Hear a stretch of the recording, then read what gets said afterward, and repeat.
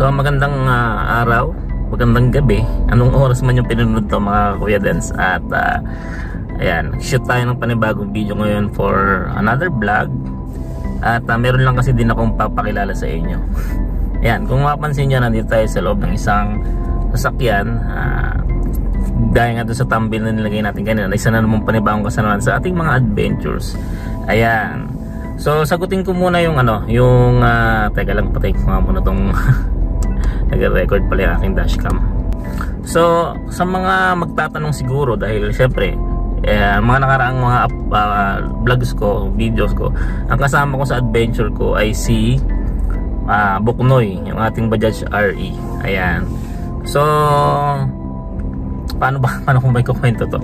Kwento ko muna. Dahil nga nagpalit na ako ng trabaho at nasa isang mas bigating office na ako ngayon, at medyo malayo-layo siya from Binyan sa Calamba siya.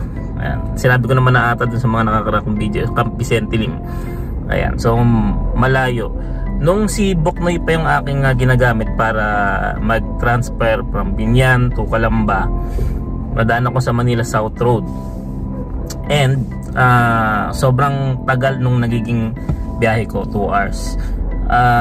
Ang pinakamaganda sana kung makaka-shortcut ako sa likod ng Nubali papunta dun sa Yulo Boulevard, Carmel Ray, mas papadali yung biyahe ko. Kaso bawal doon ang mga 3-wheelers. Ano mang uri ng 3-wheelers, sabi nila bawal dumaan sa may Nubali. So doon lang naman bawal. Pero hindi ka rin naman makakalusot doon dahil walang ibang daan na papunta doon, no? Doon sa circle, tapos palusot ng Yulo road. So and then naging tasky na rin yung aking position, no? Hindi na po pwedeng ganun-ganun lang yung aking sasakyan. Minsan pumunta kami Tagaytay, so I decide na it's high time na para mag-ship ako from 3 wheels going 4 wheels. Yan. So isa yun sa mga naging ko na dahil nga ship ako, kailangan kong mag 4 wheels na para mas mapadali mapuntahan ko yung mga dapat kong puntahan. Ayan. Itong si nakikita nyo ngayon ay from the time na pinakawalan ko na si Bajaj RE, si Boknoy natin, at nasa mabuting kamay naman siya. Ayan. Kailangan ko lang siyang i-let go muna to give way para mag-ship ako from 3 wheels to 4 wheels.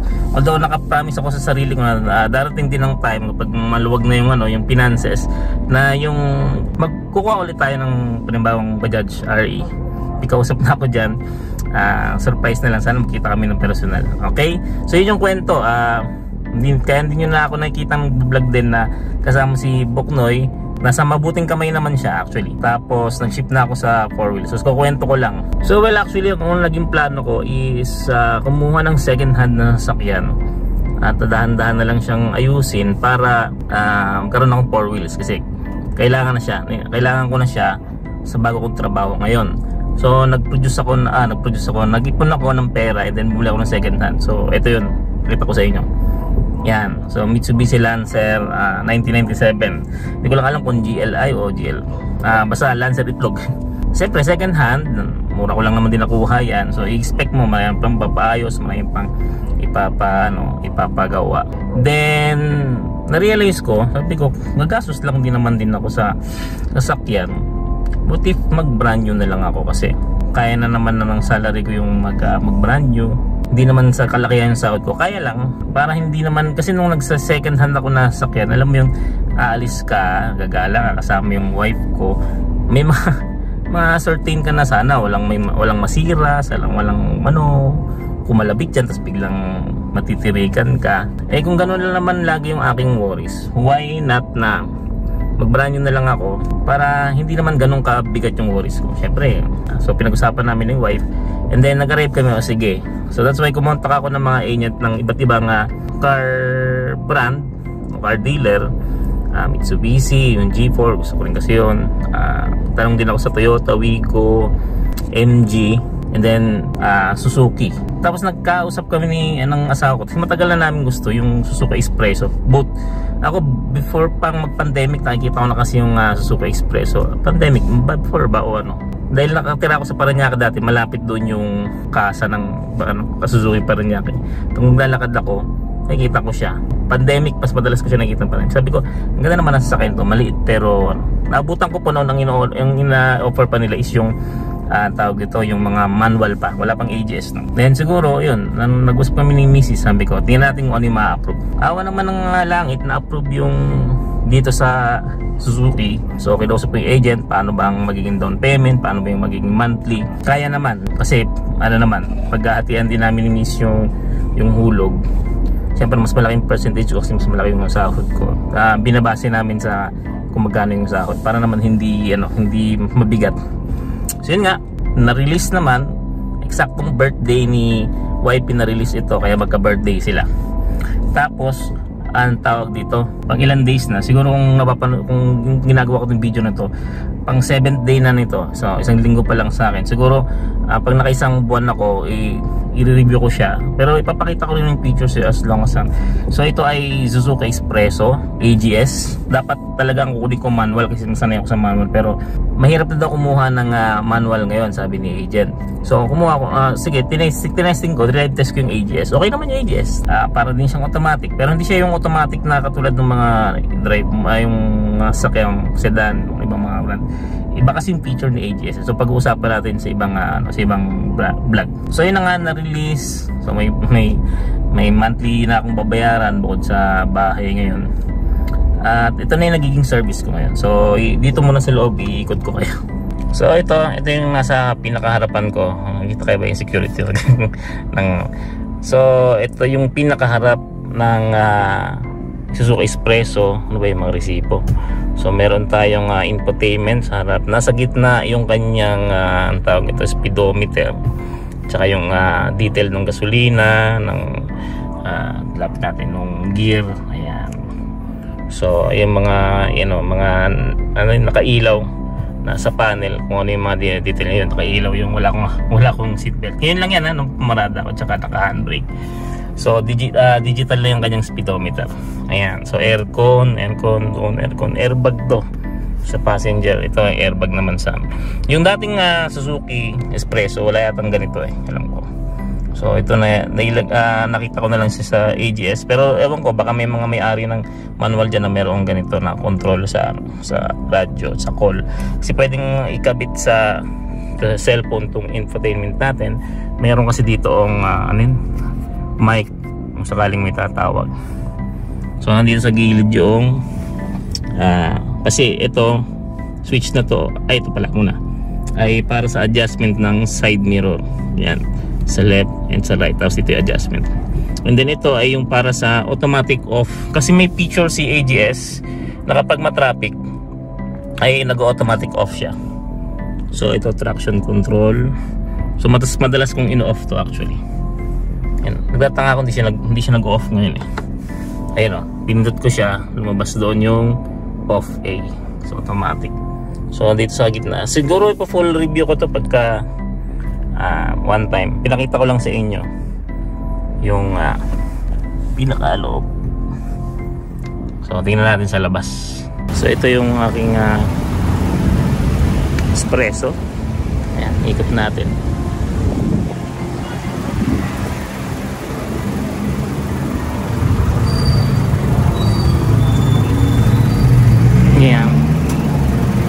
So hindi mahalatang malikabok mo. So yung maliit lang talaga siya, maliit. Excuse po. Malaki pa nga si actually pinagtabi namin yung sasakyan ng sa opisina ko, yung Wigo niya. Mas malaki pa nga ng konti yung Wigo. Mataas lang to. Makita niyo yung clearance yung pass. Ayan. So yan si Coffee Bean, ating bago makakasama sa ating mga adventure. So yun, nakita nyo na yung pinakalabas ng ating Suzuki Expresso. Ito ay granite gray. Bakit ito yung kulay na pinili namin ni Mrs. Kasi ayoko na sana ng white. Kasi yung white yung naging Mitsubishi Lancer ko. Pag nasa labas siya, kasi siyempre nakakalabas sa opisina nakaparada, talagang yung pag inalikabok kitang kita. Although ganito naman yung granite gray din, pero hindi siya halata pag malayo. Kasi yung puti, pagka talagang alikabok, madumi talaga tingnan. Ayaw din naman ni wife ng pula. Sakit daw sa mata. na may astigmatism, masakit sa mata niya. And then may orange, 'di ba? Wala namang available na orange dun sa ano namin, sa Pinuanan. Shoutout nga pala sa Suzuki Binyan, diyan sa may Carmona exit, sa agent namin si Ma'am Joby. Siya ang nag-asikaso sa amin. Kaya sabi ko sa kanya, pag may mga magtanong at gusto forward ko sa kanya. Walang orange, pero hindi ko rin trip yung orange kasi parang ang ano niya, ang corny. Sa akin ang corny ng kulay. Pero siyempre depende naman sa preference, may mga gusto orange. Ang cool tingnan ng orange, pero para sa akin mas ano kasi ako yung parang professional na gusto ko kulay. So ito yung inalok, yung granite gray. Nakita ko maganda siya. Ayan, meron pang isang klase ng kulay ng ng espresso, yung silver. Wala na atang ganon masyado. Yung blue naman, yun yung dating special edition. Ko lang alam kung meron pang ganon. No, so ito pagkakaalam ko base model ng AGS. Pa-correct na lang ako kung mali. Kasi wala talaga ako masyadong alam sa technicality ng sasakyan. Kay Bajaj, inaral lang natin. So ito, aaralin din natin to. So ito yung magiging natin kasama ngayon sa ating mga adventures. Makakalayo na tayo ng mga biyahe, pero sana God willing, no, ay makakabil ulit tayo ng Bajaj. Ang inisip ko Bajaj Maxima naman para mas malaki, para sa yung mga adventure na malapit lang.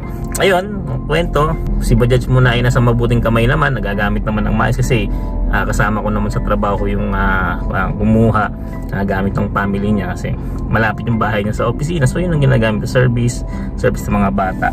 Tapos ako nga, ito, shift from 4 wheels galing sa Mitsubishi Lancer Itlog, then binenta ko ulit, pinandown ko dito sa Espresso. Siguro pag-usapan natin sa next vlog, sa mga nagbabala kumuha ng ganitong klaseng sasakyan, ano yung pros, cons, no? Paano mo ba maiisip na it's high time na talaga na kumuha ng brand new na sasakyan? Kasi hindi naman porket na ganito, ganyan, mababa ang hulog, mababa ang is kukuha ka na agad. Dapat tatansiyahin mo muna yun. Sa akin, matagal kong inisip kung talagang kukuha ko ng brand new car. So, at hindi rin ibig sabihin may brand new car ka na makakagala ka talaga dahil unang-una may pasok sa trabaho. Pareho kami ni Mrs. Di pa kami pareho ng day off, no? Tapos problema sa pupunta mo kung may paparkingan ba. Although maliit si Espresso, madaling isingit. Kung mayroong maliit na espasyo, pwedeng i-park. So pwedeng i-park, no? Siyempre hindi natin i-park doon sa bawal i-park. Sa mga next na vlog natin, makikita nyo, makasama natin to si Espresso. Ating pinangalan ni Mrs. dito si Coffee Bean. Ayan, kasi mas kilala siya sa Pilipinas na coffee kasi ng espresso, no? Ngayon si Miss na Coffee Bean ang gusto niya. Ayan, so si Boknoy, ayan, hindi na natin makakasama sa mga susunod natin vlog, pero hopefully sana, no? So kung meron kayong mga tanong tungkol sa espresso, siguro i-feature natin yung fuel consumption niya kasi ito yung pinakasikat sa espresso yung tipid niya sa gasolina, tapos yung kanyang yung sinasabi na iba na matagtag daw, tapos yung ano pa ba, yung mga common denominator na pinag-uusapan sa internet na ano daw, pangit at maganda sa Suzuki Espresso. Siguro pag-uusapan natin. So yun lang, nag-update lang ako ng aking vlog at salamat sa panonood. Hopefully, no, kung may magtatanong, dahil na ba yan sa kumikita ka sa YouTube kaya ka nakakuha? Hindi pa po, sahod ko po ito sa trabaho ko. Hindi pa ako kumikita sa YouTube. Sana kumita na para kahit paano. Sama-sama tayo ulit sa mga susunod nating adventures dito sa Kuya Dance channel. Salamat sa susunod na video. Yun!